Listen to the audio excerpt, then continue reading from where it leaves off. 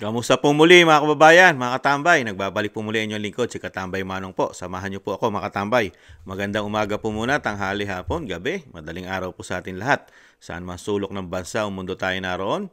Naway maingatan po tayo mga kababayan. Ito po mga kababayan, komentuhan po natin. Talagang si Senador Coco Pimentel mga katambay. Alam naman po natin na hindi na po siya babalik bilang senador sa 20 Congress. At siya po ay tumatakbo na lang po bilang alkalde po yata ng Marikina, mga katambay.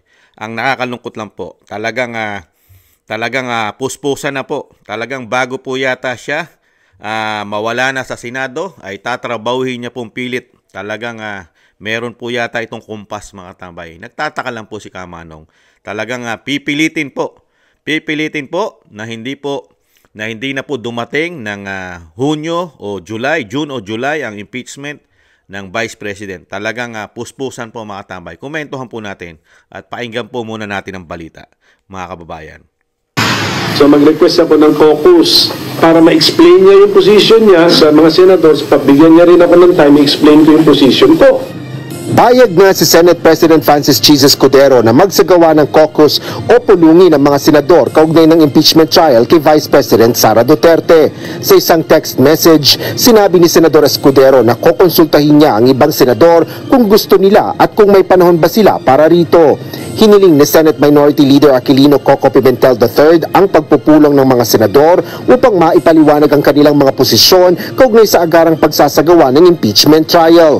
Ito ay dahil kumbinsido rin si Pimentel na dapat kumilos na ng mas mabilis ang Senado sa impeachment case at magpatawag na ng special session kung papayag ang mayorya. Kung mapagkakasunduan ng special session, maaari na anyang simulan ng paglilitis sa Marso kahit nakabreak ang Kongreso. Sa kabila nito, sinabi ni Escudero na hindi siya sang-ayon kay Pimentel na maaring magsimula ang trial habang nakarises at hindi nakasesyon ng Senado at pagkasunduan lang ito ng mga senador.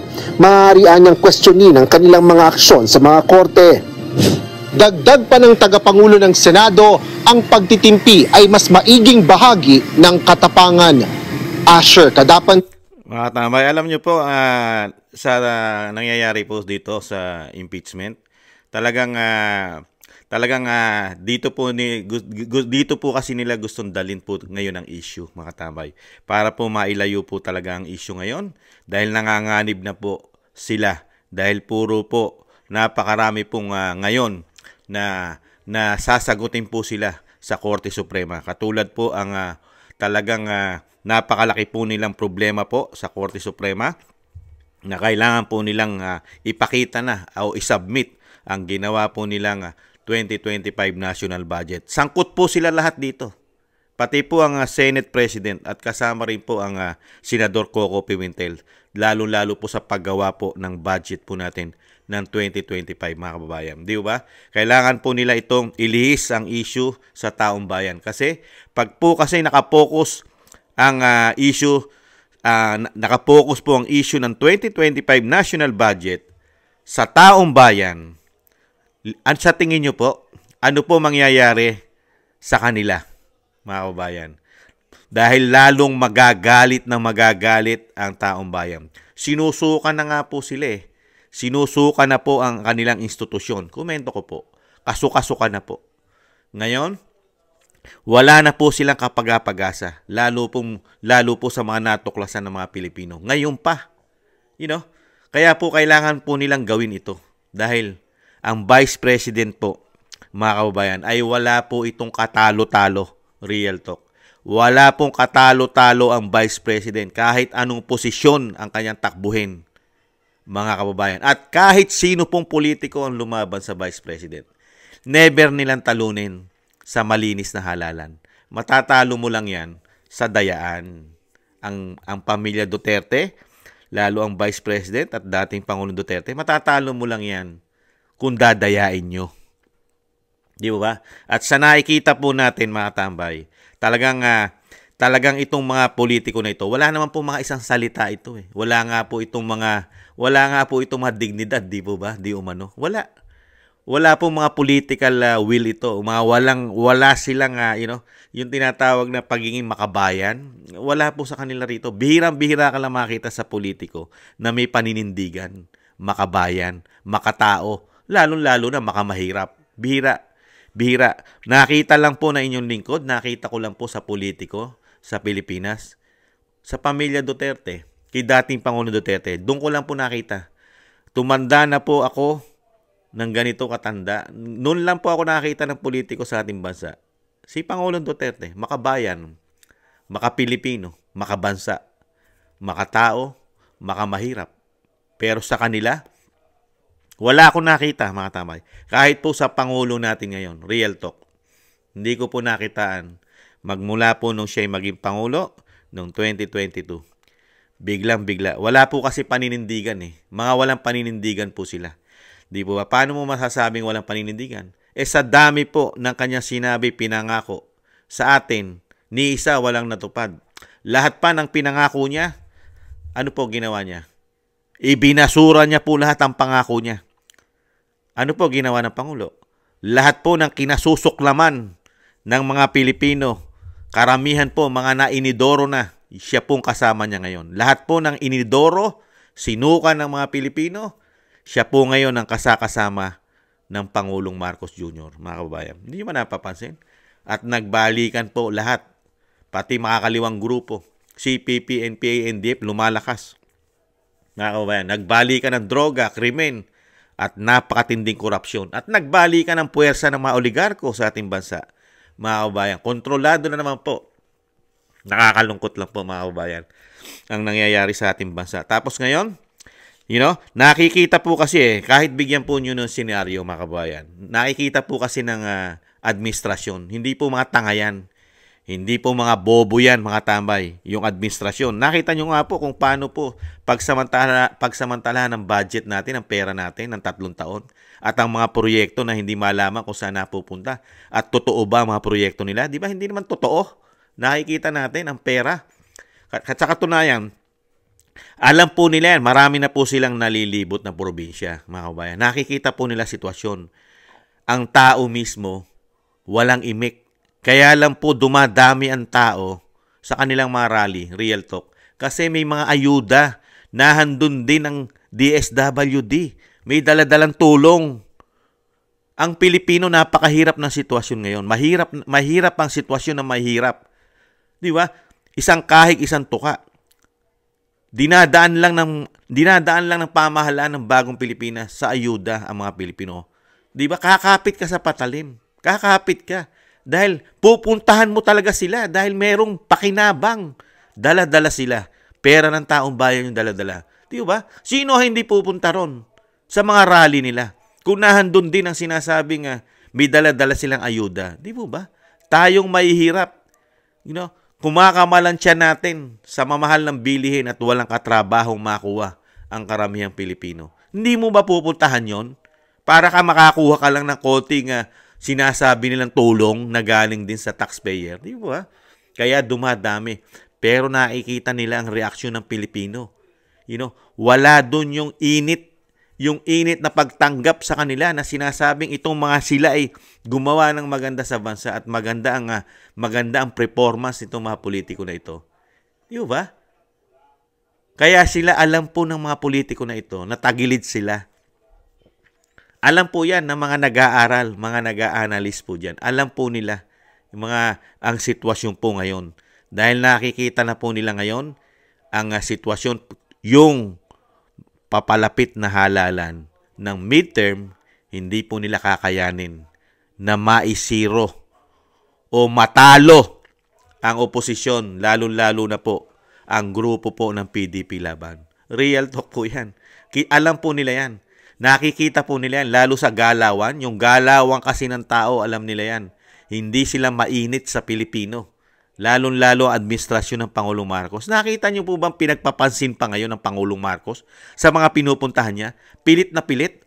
Mismo mga politiko na lang ang nagpipimilit na palakpakan ng Pangulong Marcos. Di ba? Hindi katulad ng mga Duterte, hindi mo na kailangang utusan ng mga Pilipino na maghiyawan, magpalakpakan, at isigaw ang pangalang o isigaw ang iplidong Duterte. Samantalang sa Pangulong Marcos, tahimik. Ang iniintay lang ng mga Pilipino na sumasama sa kanya, majority, Kailan pa ba? Hindi ba matatapos yan nang makuha na namin yung ayuda na sinasabi nila? Di ba? Real talk. Kaya po, talaga pong gagawa po sila ng plan B. Di ba? Kasi yung sinabi na nga po, ano lang yun, konsuelo lang yun eh. Konsuelo de bobo lang po ang ginagawa po ng Senado. Lalo po sa pangunguna po yata ng Senate President. Sino po ba nag-appoint sa Senate President, mga kabayan? Sino po ba? Di po ba? Sino po ba? Ang dating Senate President yan? Si Mig Zubiri. Napalitan po ni Senator Escudero nang siya po ngayon ang Senate President. Sino po ang nag-appoint at sino po ang may basbas, mga kababayan? Sino po may basbas? Di po ba ang Pangulo ng Bansa na tinatawag pong bangag, durugista, drug addict ni Cathy Binag? Mga kababayan, at dating Pangulo Duterte na tinatawag ding weak leader. Di po ba? Sa tingin nyo, mga kababayan, ginagawa lang pong body language. At ngayon, nakikita rin po kasi nila na itong mga senador na ito, ay malabo pong makabalik at manalo sa Senado. Hihina po ang puwersa nila sa impeachment. Totoo po yun. Hihina po. Hindi po katulad ngayon, mga tambay, sila po, ilan po yung tumatakbo doon na senador sa kanila. Hindi po bababa sa 5. Yung dating naghihimod po ng wet po ni dating Pangulong Duterte na talagang nanalo po dahil sa puwersa ni dating Pangulong Duterte, si Tolentino. Di ba? Alam po natin yan. Nasa PDP laban niya. Kaya lang po, dahil po yata sa malaki po yata ang offer, di umano. Nasa kabila na po siya. Lalong-lalo si Manny Pacquiao. Di ba? Hindi naman senador si Pacquiao, nabanggit ko lang. Si Pacquiao naman kumakain ng sarili suka yan eh. Si Tolentino, di ba? Sino po? Si Pia Cayetano na talagang dati po nasa PDP laban ng kapatid niyan, di ba? Kasama po yan. Sino manahan doon? Mga tama, si Lito Lapid, si Bong Revilla, si Amy Marcos, mga tama. 5 po yan. Sa tingin nyo, mananalo? Lalo kung hindi magkakadayan. Puwersa po nila yan eh. Ngayon, kailangan na po nilang gawin ang impeachment. Kasi karamihan po doon sa Senado, hindi na po babalik. Hindi na rin po babalik si Coco Pimentel. Mga tambay. At kung makakapasok po sa 20 Congress, ang pambato po ng dating Pangulong Duterte, sa tingin nyo, may impeachment bang magagawa? Nagdidelikado na po sila. Lalo po ang tinatawag na tambaluslos. Sa tingin nyo, may pag-asa pang manalo ang tambaluslos ngayon bilang Pangulo sa 2028? Sige nga. Ito na lang po kasi ang last chance po nila para po makaupo. Komento ko po mga tambay. Para po makaupo na ang dapat pong maupo na Vice President. Kasi po wala na po silang kapag-apaga sa 2028. Mga kababayan, wala na eh. Sa tingin nyo, yung ginagawa ng tambaluslos na sinasabi ng Vice President, magkakaroon ng pag-asa na manalong Pangulo? Sige nga. Yung ginawa niya sa pera, yung mga hindi maipaliwanag na pera natin, at yung sinasabing port barrel nila ngayon na dinadala po sa mga sinasaksak sa mga ayuda katulad ng mga akap na yan, dinadala sa DSWD, kuno, yung mga perang port barrel ayo kay Atty. Vic. Sige nga. At yung hindi maipaliwanag na 2025 national budget na hindi bababa sa 241 billion na wala silang mga pirma, mismong nasa archive, nakita po ng grupo o team ni Atty. Vic. Wala. Pero nailabas na po ang pera natin. January pa lang, 65% na nailabas nila, mga kababayan. February pa lang tayo ngayon. Gaano kalaki na ang nakuha po sa 6 trillion mahigit ng national budget po natin ng 2025. 4 trillion na po mahigit. 4 trillion, mga kababayan. Yung ginagawa po nila, February pa lang. Sa tingin nyo, mananalo itong tambaluslos na ito sa Vice President sa 2028? No. Never manalo, mga kababayan. Pero, ito po ang kanilang gagawin. Kailangan po nila impeach ang Vice President kahit wala pong ginagawang korupsyon ang Vice President. Kailangan po nilang gawan ng paraan. Pati po ang makakaliwang grupo, ginamit na nila para sa impeachment. Ilan po ang nag-impeach na grupo ng Makabayan Black, CPP, and PNDF, mga kababayan. Ilan? Sila halos lahat. Saan nga nakakita? Yung kalaban ng gobyerno, yun na nag-i-impeach sa gobyerno. Unbelievable. Pero pinapayagan yan ng pamahalaan ng bagong Pilipinas. Saan ka nakakita ng sinasabing may political will din ng Pangulo? Siya mismo nagsabi, kaya nga pati ang Iglesia ni Cristo nagrally dahil sinang-ayunan ng Iglesia ni Cristo yung sinabi ng Pangulong Marcos na hindi dapat i-impeach at huwag impeach ang Vice President. Tinupad ba ng isang presidente? Sa tingin nyo, may political will? May paninindigan ba ang presidente ngayon? May paninindigan? Hingi nga. Kaya nga po napahiya rin ang Iglesia ni Cristo. Napahiya. Dahil yung Pangulo natin ngayon, walang isang salita. Pero ngayon, ang Pangulo, sang-ayon na po yata siya sa impeachment. Wala na po siya ngayong salita na pinipigilan. Pati ang kanyang anak, nanguna pa. Ang kanyang anak, nanguna pa sa pagpirma ng impeachment sa House of Representatives sa Kamara. Di ba? Kauna-una na anak niya. Kaya nakita niyo po yung body language nila. Sila rin po kasi ang may idea, komento ko po mga katambay. Sila po, talagang planado po nila na talagang wakasan na at tuluyan na po nilang tanggalin sa politika ang Sara Duterte. Kasi pag na-impeach po nila yan, never na po makatakbo yan. Any position of government, kahit po barangay captain, mayor, hindi na po makakatakbo ang isang Sara Duterte. At malayang-malaya na po sila, mga kabayan. Malayang-malaya na po sila, magawa nila ang gusto nilang gawin kung may impeach nila ang Vice President ora mismo itong taon na ito. Bakit? Sino pa ba kontra sa kanila? Kontrolado na nila lahat. Tanging Vice President na lang po ang oposisyon sa ating bansa ngayon. Tanging Vice President na lang po, mga kabayan, ang nakakakita ng korupsyon sa ating bansa. Ang institusyon po ng Senado at Kamara, hindi nakakakita ng korupsyon. Wala. Pagka may nakakitang congressman dyan, iipitin ng budget.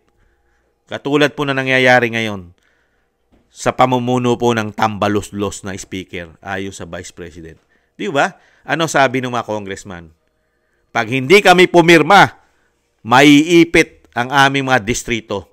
Wala kaming mga proyekto. Tingnan nyo po. Grabe ang pamumulitika po nila, mga tambay, dahil sa kapangyarihan. Pera, kapangyarihan. Ganun po. Kaya po ang ating bansang Pilipinas, walang pinatutunguhan, walang mga proyekto. Nakita niyo po. Pero ang pera po natin, tiwas. Nakakautang pa tayo. Simot. Taon-taon, simot. May utang pa. Pero walang mga progresibo ang ating bansa. Puro, ano sinasabi ni dati Pangulong Duterte? Maintenance.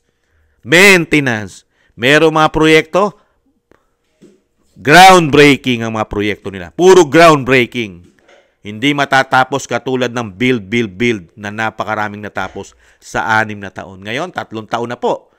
Sa susunod na taon, 4 na yan. Ano pa matatapos niyang sinasabi nilang better more?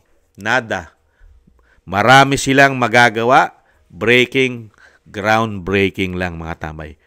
Puro paghuhukay, mga kababayan. Nakakalungkot po. Kaya dito po, ang sinasabi ko nga, mga tambay, magkano kaya? How much?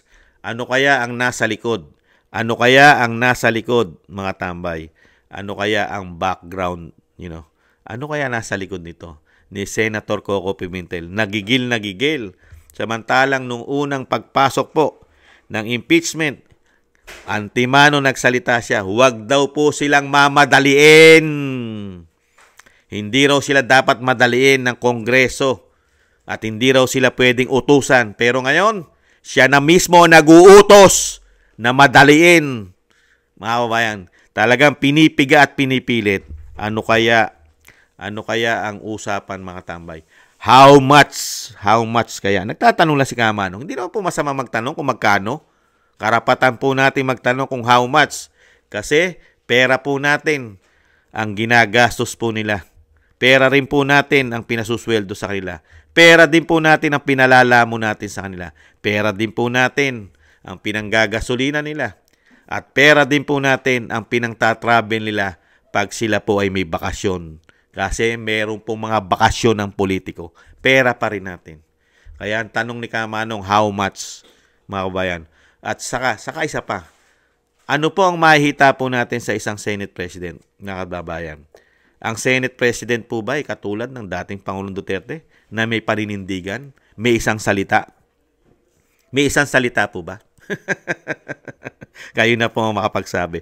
Kung may isang salita at may paninindigan ng isang eskudero na sinatawag po ng mga Pilipino na isang waiter daw po ng First Lady.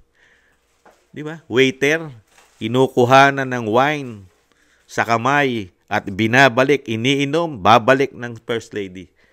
May paninindigan po ba? Natamay? Hindi po ba ito talagang sumisip-sip din kaya? Di umano? Nagtatanong lang po. Hindi naman masama magtanong, di ba mga kababayan? Kaya po rito mga kababayan ay talagang gagawin po nila at talagang tututukan po nila ng tututukan, dadalin nila ng issue sa impeachment ngayon kasi ito na lang po ang last resources nila mga tambay. Kasi hindi na po kasi kinaagat ng taong bayan ang ICC, ang war on drugs, ang pogo. Hindi na po kasi kinaagat ng taong bayan ngayon. Di ba? Yan na lang po ngayon ang talagang pinipilit po nila pagtakpan ang kanilang mga malawakang korupsyon di umano ng 3 taon, lalo-lalo sa pera po natin. Napakalalaki. Nakita nyo po ngayon, 10 nila pilit dinadala ang issue, mga kabayan, lalo ang mainstream media. Di ba? Unang-una sa impeachment. Ngayon, sinasama na po ngayon ang mga vlogger. Dahil yung mga vlogger na lang po ang nagsasabi sa mga Pilipino, lalo sa labas ng bansa. Mga vlogger na lang po ang nagsasabi ng nangyayari po na ginagawa po nila. Ngayon po, kinikitil na rin po nila ang kalayaan ng mga vlogger para po hindi na po makapagsalita. Lalo-lalo na po, di ba? Dinadala nila sa Congress. Alam naman natin sa Congress ay doon po na kompleto na po sila rin doon. Kahit legislative po ang kanilang trabaho ay nagpapaka abogado, piskal, nagpapaka-judge, di ba? Hanggang Supreme Court, sila pa rin, meron sila ron. Nagpapaka-pulis pa dahil nagpapakulong mga tambay. Ibang klase ron. Sanay na sanay po magpakulong ngayon sa 19 Congress ng mga Pilipino, mga taxpayer na nagpapasweldo sa kanila, pero pinakukulong nila yung pinasusuweldo nila na wala man lang kaso. Ganun po katindi mga yan. Walang kaso, kulong ka, contempt. Mga diktador na po, mga tambay. Ang Kongreso ngayon, komento na inyong lingkod, ay diktador, martial law. May martial law na po dyan sa institusyon na yan. Komento ko, hindi naman po masama magkomento dahil yan ang nakikita ko Pagka hindi gusto ang tanong, hindi gusto ang sagot doon sa tanong, pag minalas-malas ka, contempt ka, hindi ba diktador, hindi ba martial law? Di ba? Wala man lang kaso. Sana man lang may kaso ka para ikulong ka riyan. Nabanggit ko lang. Kasi ganyan po sila ngayon Kasi po ang Kongreso at ang Senate, iisa pong body yan Iisang institusyon po yan, mga tambay. Nakita naman po natin ang galawan. Kaya dito po, mga kabayan, inuulit ko, talaga pong dito, mga kabayan, ay dire-diretso na yan. Dahil expected na po ng Vice President yung mga tambay na talagang siya po ay talaga i-impeach po ng mga politiko po ngayon. Dahil karamihan po ng mga politiko ngayon ay kumakain po ng suka, mga balimbing, mga sipsip, at lalong-lalo na po, mga mukhang pera di umano. Mga mukhang pera di umano. Mga sugapa sa kapangyarihan di umano. Saka nakita nyo, oposisyon yan. Oposisyon yan mga yan. Nasa oposisyon po yan si Senador Coco. Wala po sa majority yan. Kasama si Risa Hontiveros. Nakita nyo po?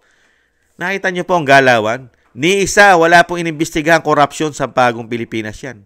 Wala. Never. Mga kabayan. Matatapos po ang termino niyan. Si Coco. Wala pong legasya tayong natatandaan na gawa niyan. Maliban po na magpalit-palit po ng partido at samahan po lahat ng partido sa bansa. Napakarami pong partidong sinasamahan yan, mga tambay. At napakarami na pong kulay yata ang sinamahang kulay niyan. Ganyan po sila ang ating mga politiko. At least, nakita po natin ang mga karakas nila. Sa bagong Pilipinas, sa 19th Congress, nakita po natin ang tunay na mga politiko. Yung tunay na mga politiko, nakita po natin at nabilang lang po natin sa ating mga kamay ang tunay na pwedeng maglingkod sa ating bansa. Yung mga basura, yung mga mababaho, at yung mga sinasabing sumasamba sa pera, at pera lang po ang gusto sa gobyerno natin, pera lang po ang gusto sa bansa natin, ay nakita po natin sila lahat. Nalahad po sa atin, mga kababayan. Kaya po, sana rin po, nananawagan din po inyong lingkod, lalo po sa kung matutuloy pong halalan dyan at makakalaban po ng, sa 2nd District po yata o 1st District po yata sa Leyte o Tacloban o Leyte. Si Tambaluslos po ang tinatawag na speaker. Ay sana po, huwag nyo pong tangkilikin yan, mga kababayan. Huwag nyo na pong tangkilikin. Dahil wala pong, komento ko po, wala nang tayong kapag-apagasar yan. Unang-una, walang kwentang politiko. Napakaraming issue sa kanya, ayaw niya sagutin. Nananahimik po siya ngayon. Nasa kanya lahat ang issue, pera natin. Nakita niyo po ba nagsalita yan? Yan Tambaluslos na yan. Narinig po ba natin nagpaliwanag yan? Na mali ang sinasabi ng Korte Suprema? Na hindi totoo na wala kaming pirma riyan? Hindi totoo na may mga blanco diyan? Nakita niyo po ba nagsalita? Kaya wala pong kakwenta-kwenta pong politiko yan. Komento ko po, walang kakwenta-kwenta. Dahil unang-una, hindi man lang niya pinoproteksyonan ng pera natin. Di ba? Mas gusto niya pang manahimik. Dahil, pag nananahimik ka, ano ibig sabihin? Kayo na po makapagsasabi ng mga kabayan. Maraming salamat po mga tambay. At hintayin na lang po natin mga tambay. Hintayin natin ang mga body language nila. Dahil dito po, dire-diretso na po yan. Kasi nga po, nahandyan na po kasi ang malaking issue nila. Ang malaking issue na korupsyon na natutuklasan na po. At syempre po, dinadala na po sa Korte Suprema. Wala na po talaga silang kapag-apagasang manalo.